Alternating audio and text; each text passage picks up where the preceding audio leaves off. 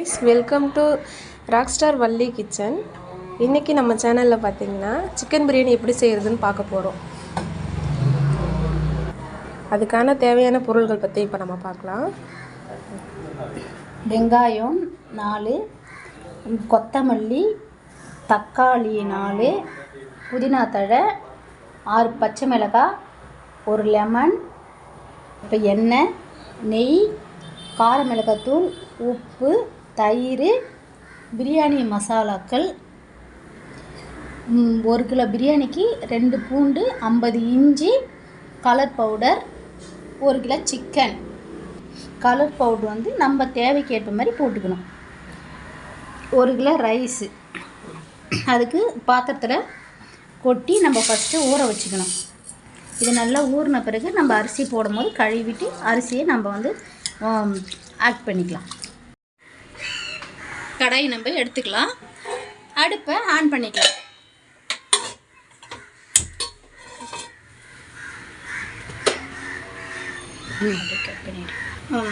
வானல் காயிற வரைக்கும் நம்ம வெயிட் பண்ணலாம். சொல்லுவா இப்போ பார்த்தா வானல் வந்து காஞ்சிடுச்சு. நம்ம தேவைக்கு ஏற்ற மாதிரி எண்ணெய் ஆட் பண்ணிக்கலாம்.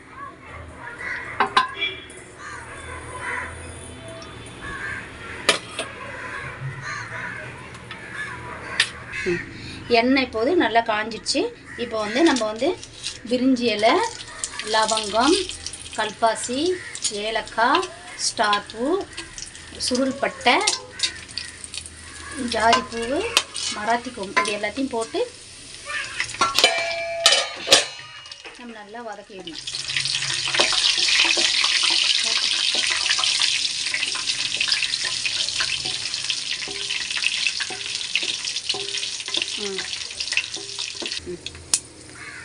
இந்த பிரியாணி மசாலா எல்லாமே வந்து எண்ணெயில் நல்லா வறுபட்டது.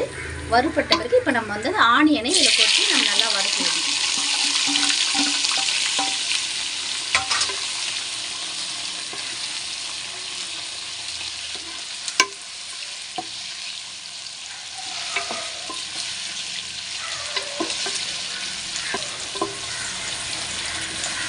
இப்போது இந்த வெங்காயம் வந்து நல்லா பொன்னிறமாக நல்லா வதங்கணும். எண்ணெயே நல்லா வதங்கி பொன்னிறமாக ஆன பிறகு நம்ம வந்து நெக்ஸ்ட் வந்து தக்காளி ஆட் பண்ணிட்டேன். இப்போது பொன்னிறமாக வெங்காயம் வதங்கிச்சு. வெங்காயம் வதங்கும் போது லைட்டாக கொஞ்சமாக உப்பு ஆட் பண்ணிவிட்டு வெங்காயம் வந்து பொன்னிறமாக வதங்கி வந்துடுது. இப்போ நம்ம வந்து இஞ்சி பூண்டு வந்து ஆட் பண்ணிக்கலாம்.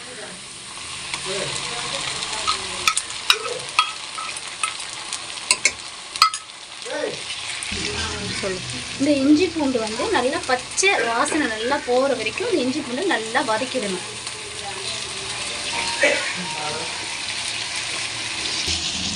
இப்போது இஞ்சி பூண்டு வந்து நல்லா அழகாக அந்த ராஸ்மெல்லாம் போயிட்டு நல்லா அழகாக வதங்கி வந்து விட்டது.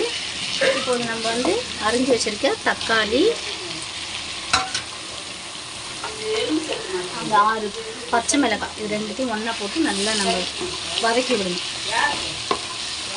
வதக்கி விட்டுட்டு இது வதங்கிறதுக்கு தேவையான கொஞ்சமாக நம்ம வந்து உப்பு வந்து நம்ம ஆட் பண்ணணும். உப்பு சும்மா கொஞ்சமாக இது வதங்கிறதுக்காக கொஞ்சமாக உப்பு நம்ம ஆட் பண்ணணும்.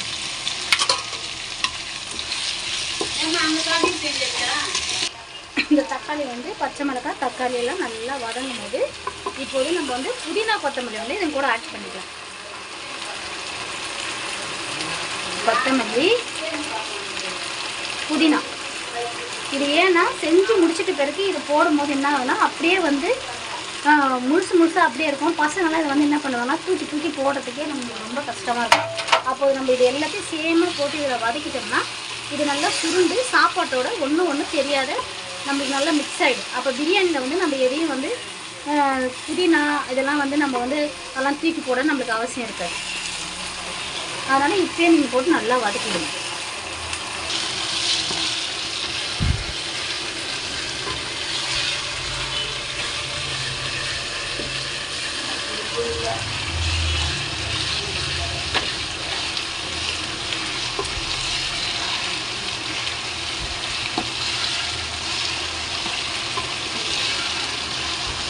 இப்போ வந்து பிரியாணிக்கு வந்து நம்ம வந்து கார மிளகாத்தூள் வந்து நம்ம காரத்துக்கு தகுந்த மாதிரி நம்ம வந்து யூஸ் பண்ணிக்கலாம். இப்போ வந்து நான் வந்து காரத்துக்கு தகுந்த மாதிரி இதெல்லாம் வந்து ஒரு 3 ஸ்பூன் போடணும் 1 கிலோ பிரியாணிக்கு. நீங்கள் உங்கள் காரத்துக்கு தகுந்த மாதிரி நீங்கள் குறைச்சிக்கிங்க, கூட்டிக்கணும். இது நல்லா மிக்ஸ் ஆகிற வரைக்கும் நல்லா இப்படி வதக்கி விட்டுருவோம். அந்த பச்சை ஸ்மெல் போகிற வரைக்கும் நல்லா நம்ம இப்படி நல்லா வதக்கிடுவோம்.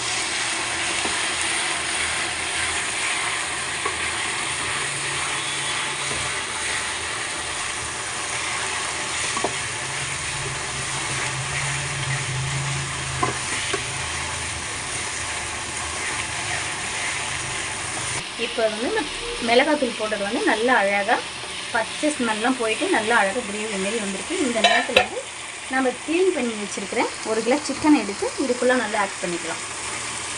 சேர்த்து நல்லா அழகாக இதை நல்லா கிளறி விட்டுக்கலாம். மஞ்சத்தூள்லாம் போட்டு நல்லா அழகாக கழுவி க்ளீன் பண்ணி வச்சுருக்கேன் இந்த சிக்கனை எடுத்து இதுக்குள்ளே போட்டுக்கலாம். இப்போ இதை நல்லா கிளறிட்டு இந்த கிரேவி வந்து இந்த சிக்கனோட நல்லா மிக்ஸ் ஆகிட்டு நல்லா இப்படி வந்து நல்லா நம்ம கிளறி விட்டுட்டு இதில் வந்து இப்போது நம்ம தயிர் கொஞ்சமாக ஆட் பண்ணிக்கலாம்.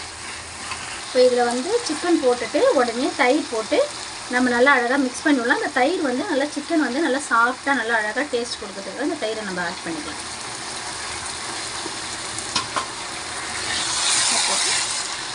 நல்லா இப்படி கிளறி விட்டுக்கலாம்.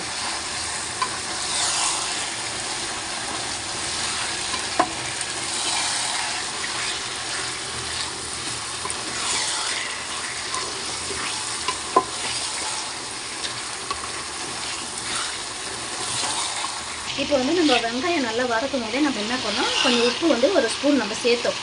இப்போ திரும்ப வந்து இந்த கறிக்குள்ள நல்ல சாரம் வந்து நல்லா இறங்கணும்னா நம்ம வதக்கும் போதே தேவைக்கு ஏற்ற மாதிரி உப்பு நம்ம வந்து ஆட் பண்ணிக்கணும். இப்போ நம்ம கொஞ்சமாக உப்பு நம்ம ஆட் பண்ணி இந்த கறியிலலாம் நல்லா இந்த மசாலாலாம் இந்த உப்பு சாரம் வந்து நல்லா இறங்குற மாதிரி, இல்லைன்னா கறி வந்து நம்ம எடுத்து சாப்பிடணும் சப்புன்னு இருக்கும். அப்போ நம்ம வந்து இந்த உப்பு போட்டு நல்லா கிளறி கொஞ்சம் நேரம் என்ன பண்ணோம், நல்லா கிளறிட்டு நம்ம என்ன பண்ணோம், இப்படி அழகாக நல்லா கிளறி நல்லா நம்ம கொஞ்ச நேரம் அந்த தட்டு எடுத்து அழகாக மூடி விட்டுடலாம். அந்த தொக்கு நல்லா எண்ணெயிலே நல்லா அழகாக வேகட்டும். வேகும்போது இது நல்லா கொஞ்சம் நேரம் ஒரு 5 நிமிஷம் மூடி விட்டுணும். இப்போ வந்து இந்த தம்மை வந்து நம்ம எடுத்துகிட்டு மூடி எடுத்துகிட்டு இப்போ இது நல்லா அழகாக கிளறி விடணும். இதை நல்லா நம்ம கிளறி விட்டுட்டு நம்ம வந்து இதில் வந்து அந்த கலர் கேசரி பவுடர் வந்து நம்ம கலருக்கு தகுந்த மாதிரி இப்போ வந்து இதில் வந்து நம்ம ஆட் பண்ணிக்கலாம்.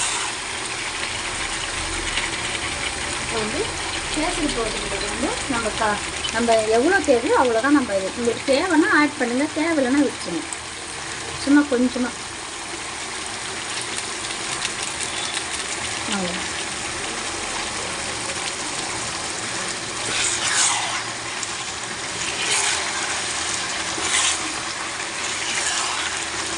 நம்ம வந்து கேசரி பவுட்ரு எல்லாம் இப்போ நம்ம வந்து அந்த ஃபுட் கலர் எல்லாம் கலந்துட்டு பிறகு இப்போ ஒரு ஒரு லெமனில் வந்து பாதி இருக்குது, அதை நம்ம தம் கட்டும் போது யூஸ் பண்ணிக்கலாம். இந்த பாதி லெமன் வந்து இந்த சிக்கனுக்காக நம்ம யூஸ் பண்ணிக்கலாம்.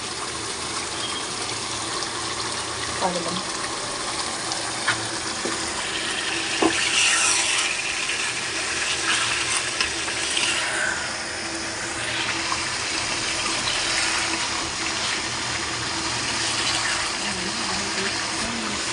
சிக்கனு அந்த எல்லா மசாலாவும் போட்டு ஒரு 10 நிமிஷம் நம்ம நல்லா வேக விட்டால் இப்போது வந்து கொஞ்சமாக வந்து இதில் வந்து நெய் கொஞ்சமாக ஆட் பண்ணிக்கலாம். கொஞ்சம் நெய் இப்போ ஆட் பண்ணிக்கலாம். மீதி நெய் வந்து நம்ம சாப்பாட்டுக்கு மேலே கொஞ்சமாக ஆட் பண்ணிக்கலாம்.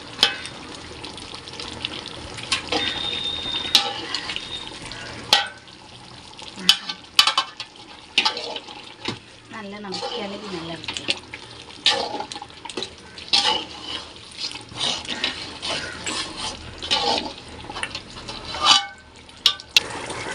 இப்போ வந்து நம்ம இதில் வந்து ஒரு படி நம்ம அரிசி எடுத்துக்கணும். இதில் சேம் அளவு இதே அளவு இதோட நம்ம வந்து தண்ணி வந்து இதில் வந்து 2 பங்கு வந்து நம்ம தண்ணி வந்து இதில் சேர்த்துக்கணும். இப்போ இதை போட்டு ஊற்றியாச்சு. பாஸ்மதி ரைஸாக இருக்கிறதுனால இதில் ஏற்கனவே சிக்கனில் விடுற தண்ணியெல்லாம் கொஞ்சம் இருக்கும். அதனால் தண்ணி வந்து கொஞ்சம் லைட்டாக வந்து கம்மியாக பண்ணிக்கோங்க. கம்மி பண்ணி அப்போ இதில் ஊற்றணும். ரைஸ் வந்து நல்லா அழகாக இருக்கும். நல்லா கொச்சிச்சு, தண்ணி நல்லா கொச்சிட்டு நம்ம வந்து கழுவி க்ளீன் பண்ணி அழகாக வடிகட்டியில் நல்லா வடிகட்டி இந்த அரிசி வச்சுருக்கோம். இப்போ வந்து நல்லா தண்ணி வந்து நல்லா கொச்சிடுச்சு. இப்போ நீங்களே பாருங்கள் நல்லா கொச்சிடுச்சு. இப்போ வந்து நம்ம வந்து ரைஸ் வந்து அழகாக இதில் வந்து கொட்டி ஆட் பண்ணிக்கலாம். வந்து நாங்கள் வந்து வீட்டில் வச்சுருக்கோம் அரிசி வடிகட்டுறதுக்காக. நீங்களும் இது மாதிரி ஒரு சல்லடை வாங்கிக்கலாம். இப்போ வந்து நம்ம வந்து அரிசியை வந்து இதில் வந்து நம்ம ஆட் பண்ணிட்டோம். இப்போ வந்து நம்ம நல்லா கிளறி விட்டுட்டு இப்போ வந்து நம்ம என்ன பண்ணோம், அப்படியே அழகாக இது நல்லா வேகட்டும்ன்ட்டு நம்ம நல்லா தட்டு போட்டு நல்லா அழகாக மூடி விட்டுட்டு ஒரு 10 நிமிஷம் சென்று நம்ம தட்டு எடுத்து பார்க்கலாம்.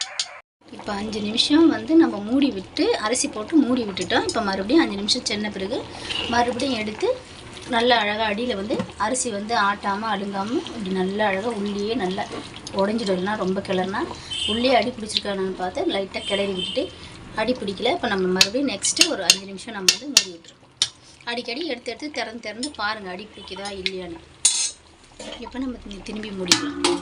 இஞ்சி பூண்டு அரைக்கிற உரல் இருக்குது பார்த்தியா, அதை எடுத்து நல்லா அழகாக வேட்டு வச்சுட்டு ஒரு 5 நிமிஷம் வச்சுட்டு அதுக்கப்புறம் தம் இறக்கி இப்போ பார்க்கணும். பார்த்து இப்போ அரிசி வந்து தண்ணி நல்லா அழகாக வந்துச்சு. இப்போ சாதம் வந்து கொஞ்சம் லைட்டாக தண்ணி இருக்கும் போது என்ன பண்ணோம், லைட்டாக கிளறி விட்டு இப்போ கிளறி விட்டுட்டு ஒரு நல்லா அழகாக பொறுமையாக அழகாக கிளறி விட்டுட்டு இப்போ வந்து நம்ம மீதி வச்சுருக்க நெய் லெமன் வந்து இதில் புழிஞ்சு விட்டுருவோம்.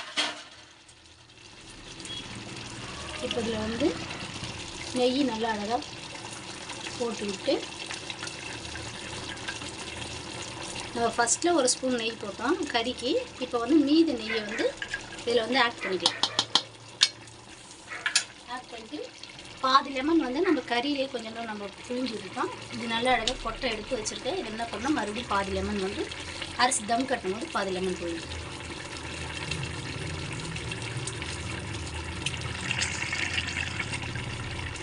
இது நல்லா புழிஞ்சு விட்ட பிறகு நல்லா ஒரு கிளறு மட்டும் நல்லா கிளறி விட்டுட்டு நம்ம தம் கட்டி அடுப்பை வந்து நல்லா ஸ்டிம்மில் வச்சு ஒரு 5 நிமிஷம் நல்லா மூடி விட்டுடலாம்.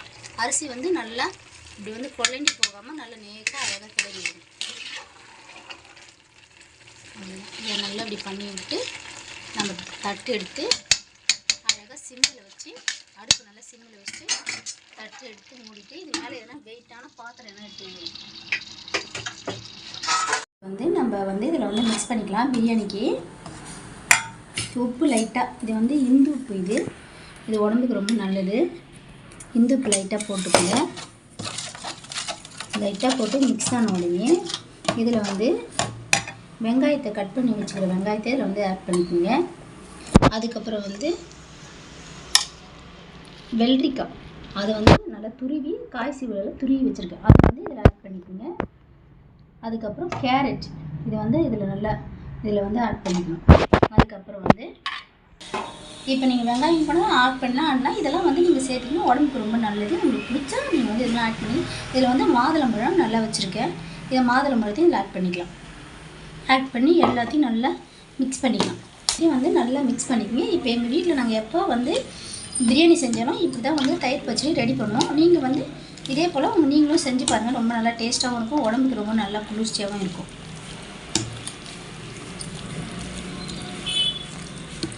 இதை நீங்கள் ஒரு சேலட்டாக கூட அப்படியே சாப்பிட்லாம்.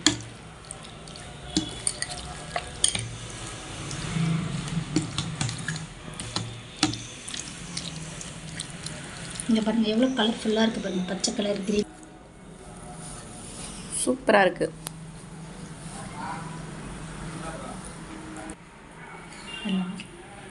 இப்போ நீங்கள் தயிர் பச்சடி வந்து இது போல் வந்து நல்லா செஞ்சு பாருங்கள். இது உடம்புக்கு ரொம்ப நல்லது, ரொம்ப நல்லா டேஸ்டியாகவும் இருக்கும்.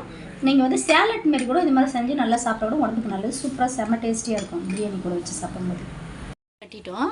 இப்போ வந்து நம்ம இதை எடுத்து பார்த்தா இப்போ இந்த தட்டை எடுத்து நம்ம பார்க்கும்போது தண்ணியெல்லாம் நல்லா வடிஞ்சிருக்கானான்னு பாருங்கள்.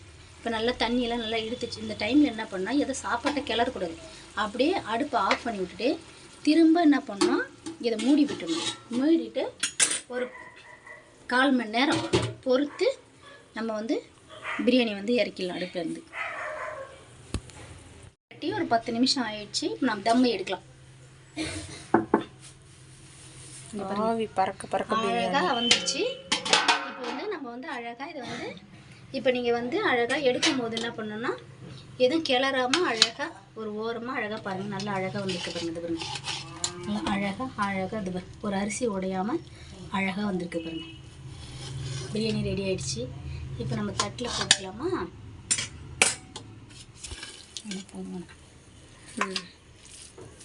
சாப்பாடு நல்லா வந்திருக்கு. நம்ம தயிர் பச்சடி வைக்கலாம். அப்படியே கட் பண்ணி எப்படி வெந்திருக்குன்னு பாருங்கள். வாசனையே அவ்வளோ டேஸ்ட் சூப்பராக இருக்குது. ஆனியன் வந்து இப்படி வச்சுக்கலாம். வச்சு சாப்பிட கொடுப்போம்.